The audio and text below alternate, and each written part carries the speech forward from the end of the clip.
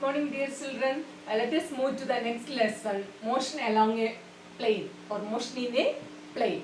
Okay, in the last chapter, actually we have discussed about the motion in a straight line. Motion in a straight line. What is mean by motion in a straight line? Actually, the motion of an object along a straight line path. That is called actually a straight line motion. Motion of an object along a straight line. Okay.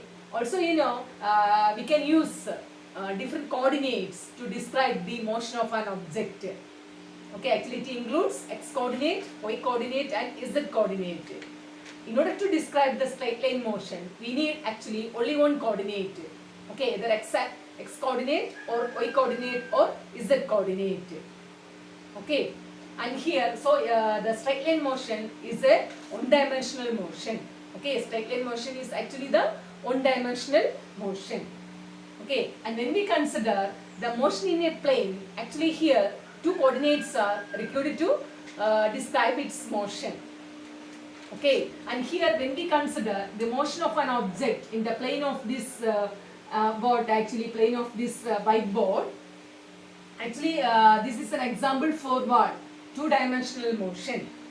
Okay, the motion in a plane, actually it is an example for two-dimensional motion. Okay, and here to describe the motion of an object, here we need two coordinates, the x coordinate and the y coordinate, the x coordinate and the y coordinate. Okay, so in the case of two-dimensional motion, to describe the motion of an object, we need actually two coordinates. Okay, and here the two-dimensional motion is otherwise actually called the motion in a plane. The two-dimensional motion, actually it is motion in a plane. Okay, also the examples for motion in a plane actually. Okay, and here in this chapter actually that includes the projectile motion and circular motion. Okay, the projectile motion and circular motion. Actually these are examples for motion in a plane that we will study in detail later. Okay, about the projectile motion and circular motion. Okay, then before discussing the motion in a plane in detail, we should know some basic ideas about vectors. Okay, we should know some basic idea about actually vector. Okay, I know you heard about the term vector. In the last chapter also we have discussed about vectors. Okay, generally various physical quantities are actually used in physics. I think all of you know. Okay, generally these physical quantities can be classified as two.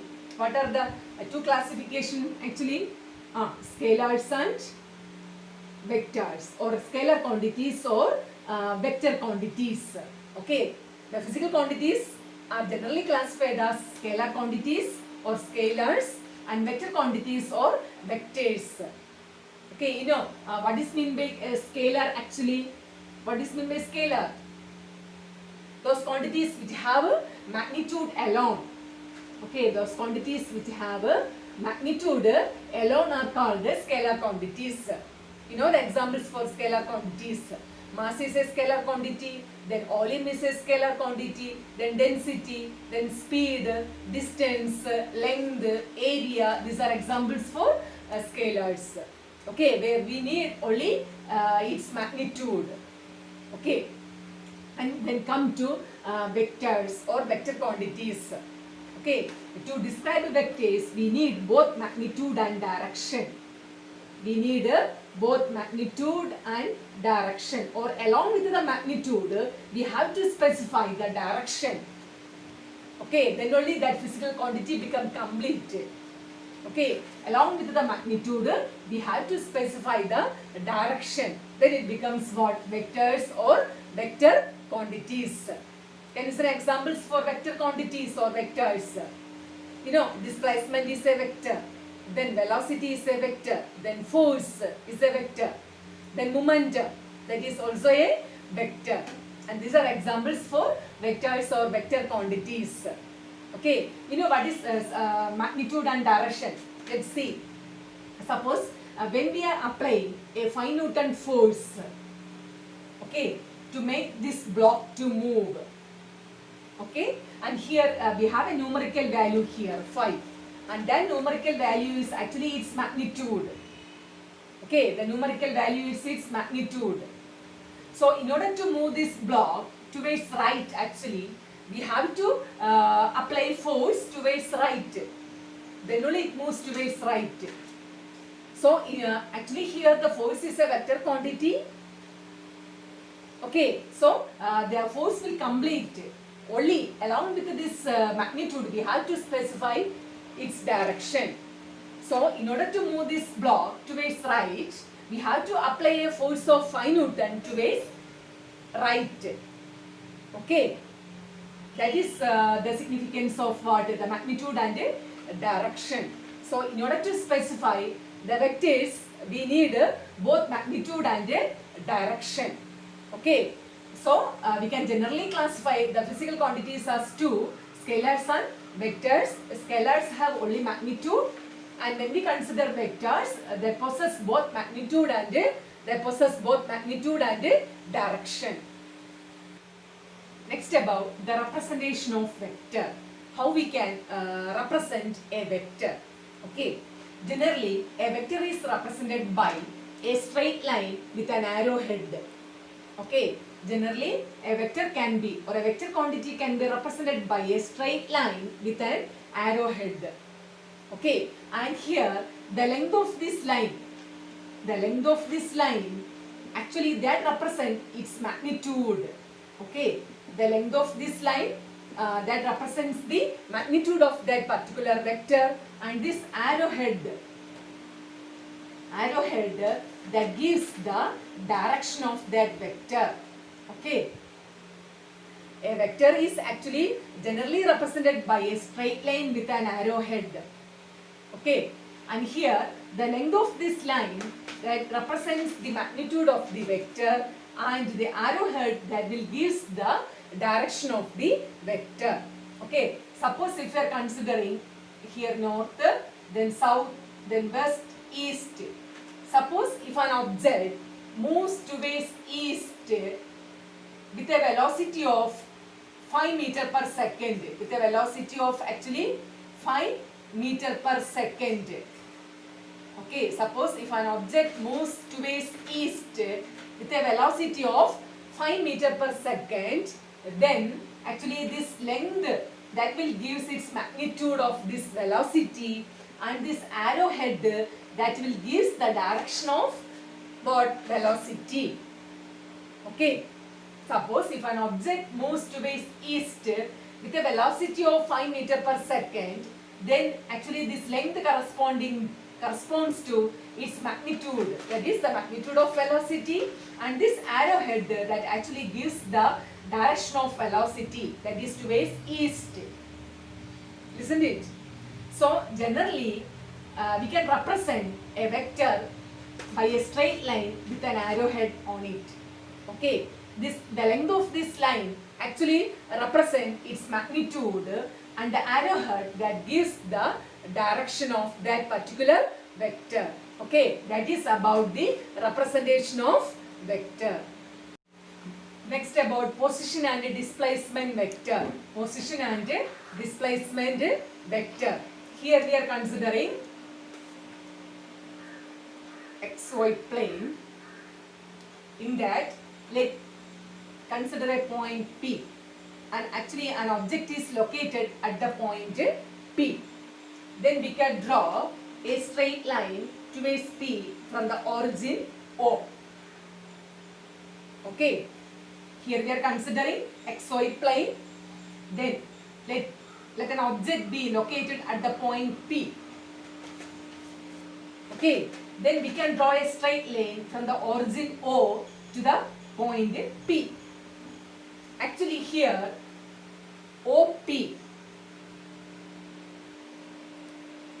actually this is how we can read this as vector OP. Okay, actually a vector is represented by a straight line with an arrow.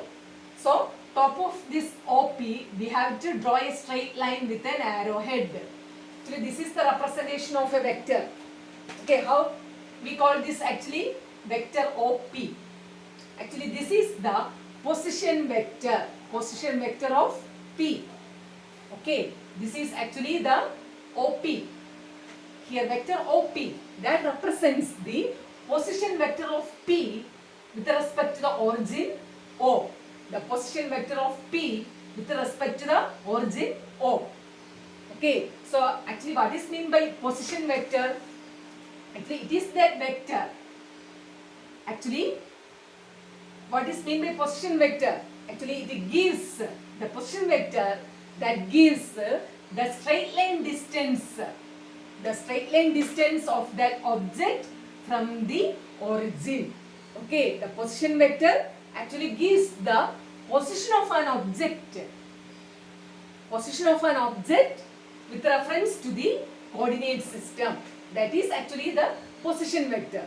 Okay, position vector actually that gives the position of an object with reference to the origin of the coordinate system. Here we are considering the XY coordinate system where O is the origin and the object is located at P. So here OP actually that represents the position vector of the point P with respect to the origin. Okay, so here the position vector that gives the position of an object with reference to the origin of the coordinate system. Okay, then what are the informations we got from the position vector actually? Actually it tells the straight line distance of that object from the origin. Okay, actually position vector gives the straight line distance of the object from the origin, and also it gives the direction of that object from the origin. Okay, direction of the object from the origin. Okay, then what are the informations that we got from the position vector? Actually position vector that gives the straight line distance of that object from the origin. Then also it gives the direction of that object from origin. Okay, that is about the position vector. Okay, the next come displacement vector. And here we consider the position of an object P at P. Actually that is when we consider this happened during the time T. That means what? During the time T, the position of an object is at P. Then after some time, that is after a time T dash, its position changes to P dash. Okay, its position changes to where? P dash. Okay, then we can connect these 2 points. Okay, and here P dash, the vector P dash, that will give the displacement vector. That is during the time T, the position of the object is at P. Then at the time T dash, its position changes to where? P dash. So here this OP actually represents the position vector of P. Then what is the position vector of actually P dash? Actually it is OP dash. Okay, position vector of P dash. This is OP dash. That represents the position vector of P dash. Then this PP dash, actually that gives the displacement vector. PP dash, actually that will give the displacement vector. So actually displacement vector that gives how much and in which direction the object changes its position. Okay, actually the displacement vector gives how much and in which direction the object changes its position in a particular time. Okay, actually the displacement vector that gives how much and in which direction the object changes its position in a particular interval of time. Okay, that is actually the displacement vector. Okay, is it clear for you? That is about position and displacement vector. Actually here the position vector that gives the position of an object. Position vector that gives the position of an object with reference to the origin of a coordinate system. That is the position vector. Then what about the displacement vector? Actually it gives how much and in which direction the object changes its position in a particular time. That is the displacement vector, isn't it? Okay, that is about the position and displacement vector. Next about modulus of a vector. Okay, modulus of a vector. Actually, modulus of a vector means the length or magnitude of a vector. The length or magnitude of a vector is actually called the modulus of a vector. Suppose we have a vector A, then modulus of vector A. Modulus of vector A. Actually, it is represented as, here we have vector A, then we have put these two lines here. Okay, we call this as modulus of vector A, which is equal to A. Okay, this is the modulus of vector A. So we can say modulus of vector A is actually scalar quantity. Modulus of vector A is actually a scalar quantity. Okay, so here modulus of vector means the length or magnitude of vector. For example, when we apply 10 Newton force to an object, so what is the magnitude of the vector? How we can represent the force? Force is a vector, so we can represent F like this. This is actually force. Okay, top of F we have to draw a straight line with an arrow head. That is vector F. That is the representation of force. So we can write the magnitude, the modulus of force, that is equal to what? 10 Newton. Actually it is what? 10. Okay. So the magnitude of this vector, actually here the magnitude is actually 10. Okay. So the magnitude or length of the vector is called its modulus. Okay. So suppose we have a vector A, the modulus of vector A can be written as like this. Okay, this is actually called the modulus of vector A. Okay, when we represent the vector A in between these two lines, how we can read this one? Modulus of vector A, which is actually equal to just A.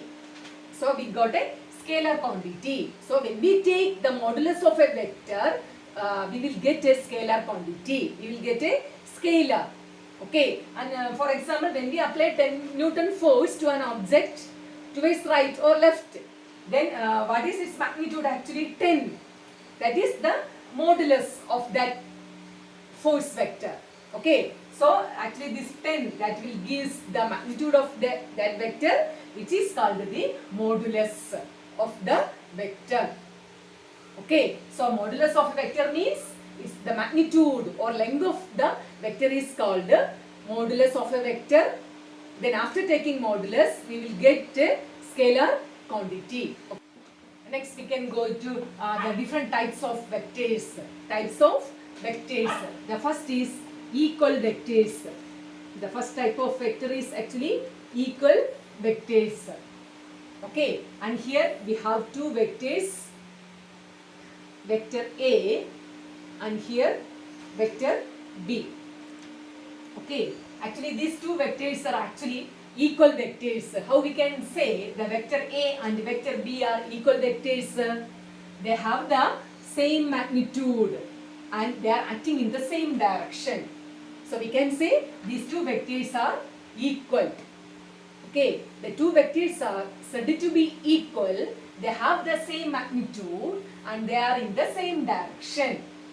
Okay, here vector A and vector B are said to be equal because they have the same magnitude and they are acting in the same direction. Okay, then what are equal vectors? The two vectors are said to be equal if they have the same magnitude and they are acting in the same direction. Isn't it? The next, opposite vectors. Next type of vector is opposite or negative vectors. Okay, opposite or negative vectors. Here we have a vector A and here we have vector B. Okay, and these two are said to be opposite vectors or negative vectors because here they have the same magnitude, isn't it? They have the same magnitude but they are acting in opposite directions. Okay, the vector A acting in this direction and vector B in the opposite direction. So these two vectors are said to be opposite or negative vectors. Okay, the two vectors are said to be opposite if they have the same magnitude but they are acting in the opposite directions. Okay, the two vectors are said to be opposite or negative. They have the same magnitude but they are acting in the opposite direction. Here the vector A and B are actually said to be opposite vectors because they have the same magnitude but they are acting in the opposite directions. That is about the opposite vectors. Next about collinear vectors. Collinear vectors. Here we have two vectors A and B. These two vectors are acts along a same line. Acts along a same line or parallel lines. Okay, here the two vectors A and B, they are actually acts along two parallel lines. Such vectors are called collinear vectors. Okay, what do you mean by collinear vectors? If two vectors are acting along a line or parallel lines, then such vectors are called collinear vectors. Here the vectors A and B are said to be collinear because they are acting along the same line or parallel lines. Okay, two vectors are said to be collinear if they are acting along a same line or parallel lines. Okay, and here the collinear vectors are of two types, like vectors and unlike vectors. Collinear vectors are of two types, like vectors and unlike vectors. Okay, then first let's see like vectors. Suppose if the collinear vectors are acting in the same direction. Here this A and B acting along the same direction. Here also these two parallel vectors are acting along the same direction. So such collinear vectors are considered as like vectors. Okay, the collinear vectors are said to be like vectors if they are acting in the same direction. If they are acting in the same direction. Here vector A and vector B acting in the same direction. Here also these two parallel vectors are acting in the same direction. So are said to be like vectors. Okay, and second is unlike vectors. How we can say a collinear vector becomes unlike vector? Here let's see. Here the two vectors, vector A and vector B. Actually they are in the same line but they are in opposite direction. They are acting in opposite direction. Vector A is in this direction and vector B is in this direction. So these two vectors are actually the unlike vectors. Here also these are actually collinear vectors because they are acting in parallel lines. But they are unlike vectors because the direction is opposite. Okay, that means the two collinear vectors are said to be unlike vectors if they are acting in the opposite direction. Isn't it? If the two collinear vectors are said to be unlike, they are acting in the opposite direction. Here two vectors A and B, actually they are collinear vectors but they are unlike vectors because they are acting in opposite direction. Here also these two lines and these two vectors A and B are collinear vectors because they are parallel lines, even though they are what unlike vectors because they are acting in the opposite directions. Okay, and here the what is meant by collinear vectors? Two vectors are said to be collinear if they are acting along a line or acting in parallel lines. And here the collinear vectors are of two types, like vectors and unlike vectors. Like vectors means what? the collinear vectors are said to be like vectors if they are acting in acting in same direction. They are acting in the same direction. Then only we can say they are like vectors. Okay. And two collinear vectors are said to be unlike vectors. They are acting in the opposite direction. They are acting in the opposite direction. Okay. That is about the collinear vectors. And next type of vector is the coplanar vectors. The fourth type is the coplanar vectors. Okay, what do you mean the coplanar vectors? Suppose if all the vectors are lying in a single plane, when we consider this board as a plane, suppose all the vectors that lying in this plane are called coplanar vectors. That means the vectors that lie in a single plane or same plane are called coplanar vectors. The vectors that lie in a single plane are called coplanar vectors. What do you mean the coplanar vectors? The vectors that lie in a single plane are called coplanar vectors. The next about the co-initial vectors. Co-initial vectors. Suppose if all the vectors are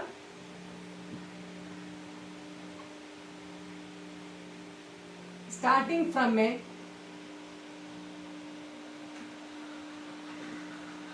common point O. Suppose here vector A and this is vector B, vector C and vector D. All these vectors are said to be co-initial vectors because they are starting from a same initial point.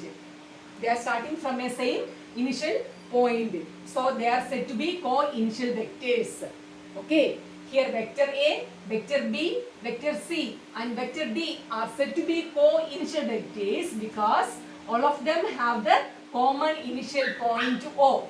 So they are said to be co-initial vectors. Okay, what do you mean by co-initial vectors? If all the vectors have the same initial point, then they are said to be co-initial vectors. Then sixth one, coterminous vectors.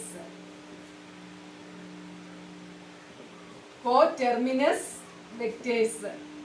Coterminous vectors. Suppose here this is vector A and this is vector B and this is vector C. See here all the vectors end in a common point. They have a common terminal point. Such vectors are called coterminous vectors. Such vectors are called coterminous vectors. If all the vectors have a common terminal point, then such vectors are called coterminous vectors. Here vector A, vector B and vector C are said to be coterminous vector because they are terminating at a common point. Okay, that is about co-initial vectors and coterminous vectors. Next about zero vector or null vector. Zero vector or null vector. Actually it is the vector of magnitude 0. A vector having a magnitude 0. That is called zero vector or null vector. Actually it is represented by like this. Okay, arrowhead over the number 0. This is the representation of a zero vector. Arrowhead over the number 0. In this way actually the zero vector is represented. Okay, actually a zero vector whose magnitude is 0. A vector whose magnitude is 0 is called zero vector or null vector. A vector whose magnitude is 0 is called zero vector or null vector. Actually how we can represent a zero vector? An arrowhead over the number 0. This is the representation of a zero vector. Okay, that is about what? Zero vector. Next about the properties of zero vector. Properties of zero vector. And here the first property is when a vector is added to zero vector, we get the same vector. When a vector is added to zero vector, we get the same vector. Suppose if a vector A that is added to the zero vector, we get the same vector A. Okay, when a vector is added to 0 vector, we get the same vector. For example, when a vector a vector is added to 0 vector, then we get the same vector a. Okay. Then the second property is when a real number is multiplied with 0 vector, we get the 0 vector.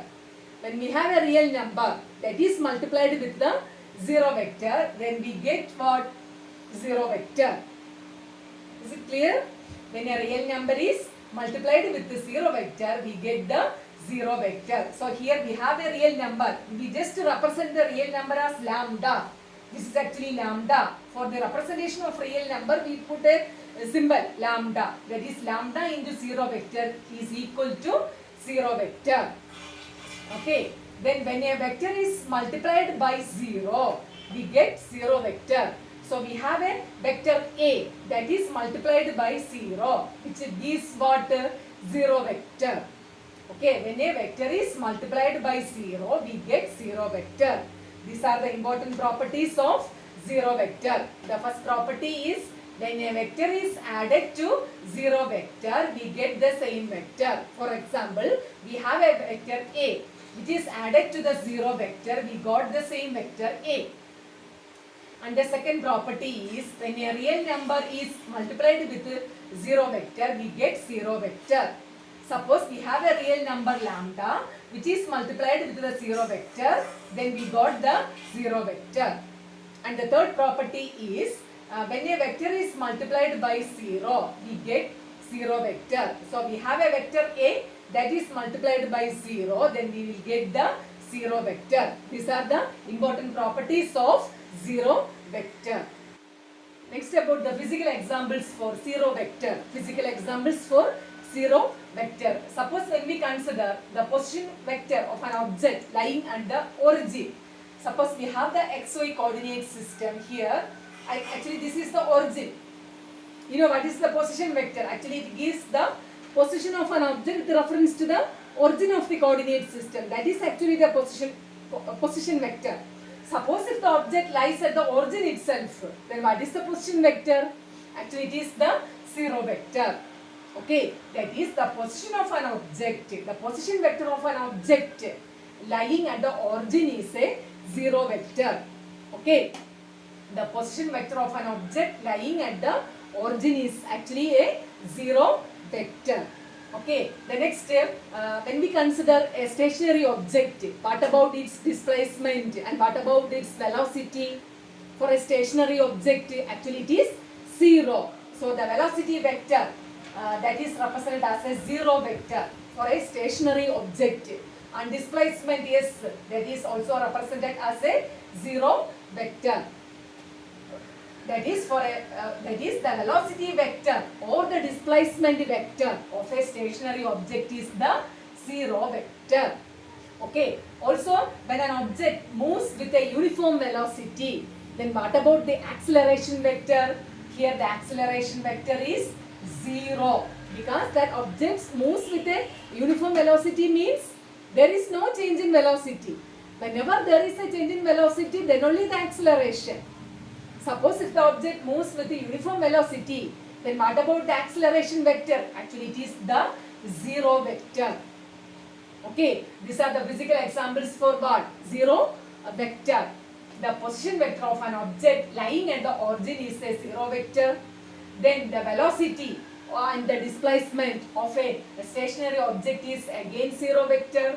Then the acceleration of an object moving with the uniform velocity is again 0 vector. Okay, these are the examples for 0 vector. The next about unit vector. Unit vector. Okay, suppose we have a vector A.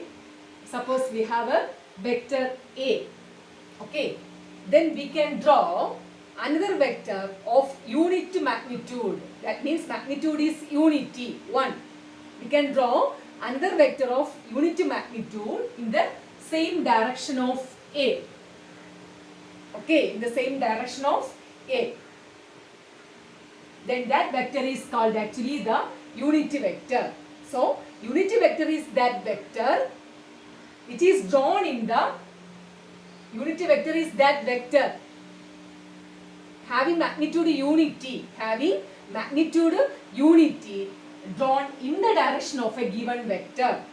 So we have a vector A. Along the same direction of A, we can draw another vector having magnitude unity, having magnitude 1. Such a vector is called the unity vector. So unity vector is that vector of magnitude unity which can be drawn in the direction of a given vector. Okay, unity vector is that vector of magnitude unity which can be drawn in the direction of the given vector. Okay, and here the unity vector can be represented by like this. How we can read this one? Actually, a cap. Okay, unity vector that is represented by, suppose here the vector is actually vector A. So we can represent a cap. Actually, this is the unity vector that is drawn in the direction of the given vector A. Okay, how we can read this one? A cap, that represents the unity vector. Okay, then how we can obtain the unity vector mathematically? Okay, how we can obtain the unity vector mathematically? So the unity vector A cap is equal to dividing the given vector, that is vector A, divided by modulus of vector A.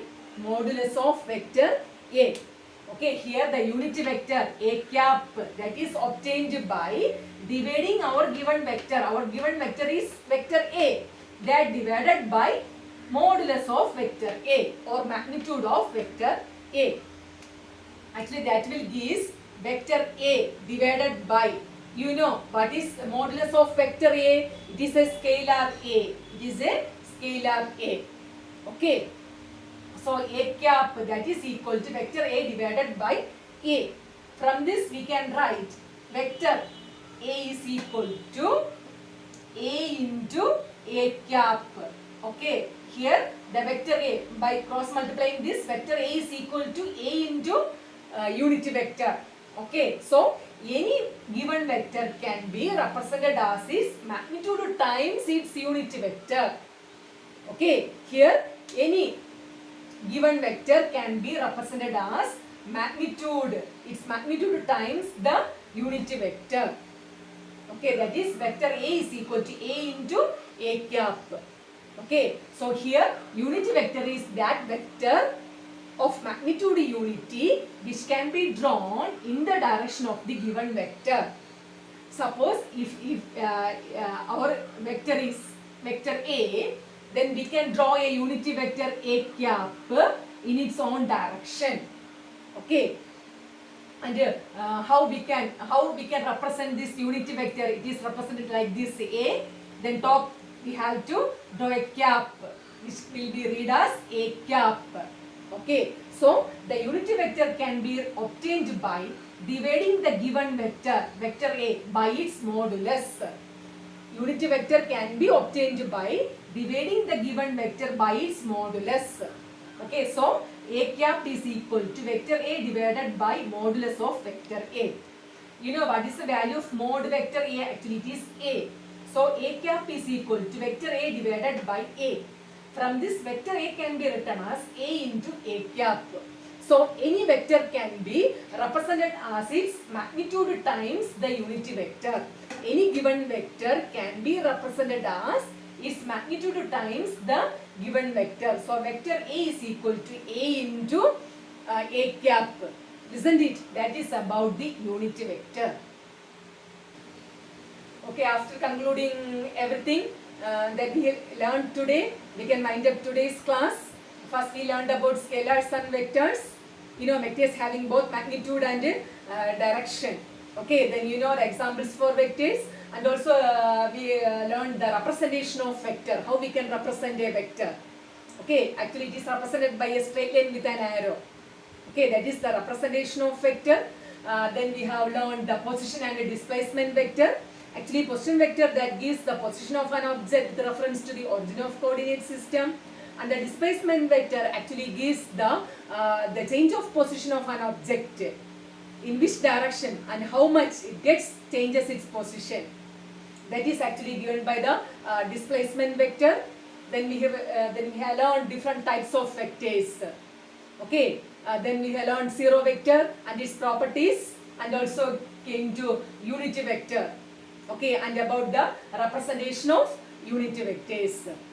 Okay, children, study well. That is the end of today's class. Thank you.